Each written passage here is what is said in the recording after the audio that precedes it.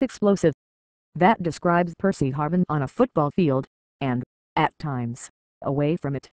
Explosive also applies to the Seahawks' pending acquisition of Harvin in a trade from Minnesota.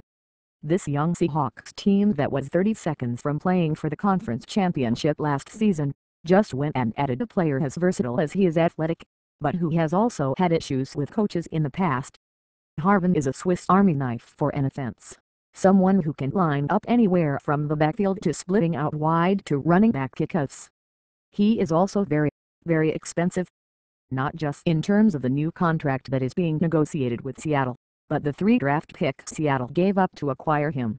This year's first-round choice number 25 overall, a 7th-round pick this year and a 3rd-round pick in 2013. This was a bombshell, and the single biggest bet the Seahawks have made under general manager John Schneider, and a move that was typical for this team only because it was so atypical. Most expected a largely silent off-season for these Seahawks, who were seemingly set as contenders. They had found their quarterback in Russell Wilson. They had a defense that allowed the fewest points in the league last season, and they had 20 of their 22 starters under contract through at least 2013. Seattle could have gone through the offseason without making a single addition and still be considered a potential contender. Instead, the Seahawks went out and made the biggest move of the NFL offseason so far, acquiring a player who was so potent the first half of last season that he was mentioned as an MVP candidate. Harvin caught 60 passes in the first 8 games last season and returned the kickoff 105 yards before suffering a high ankle sprain during Minnesota's Week 9 loss in Seattle that knocked him out for the season. Nothing is official yet. In fact, everyone's mum. League rules prohibit the Seahawks from even commenting on the potential deal until after the league year starts Tuesday. Harvin's agent did not return messages. Harvin must also pass a physical examination and agree to the new contract before the deal is finalized. Others were stunned, including Adrian Peterson, the MVP who has been Harvin's teammate in Minnesota.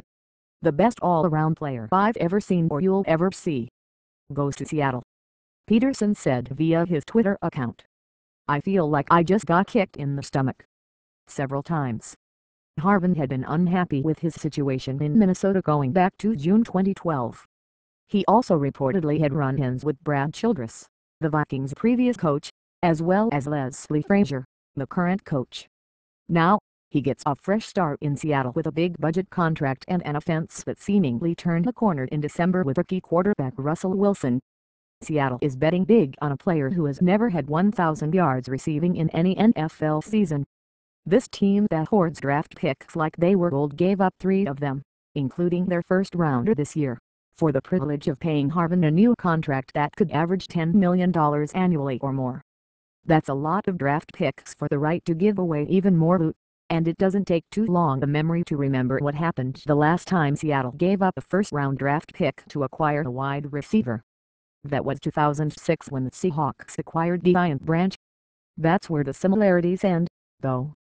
While Branch was a product of New England's passing system, Harvin is someone whose skill set will allow him to line up all over the field.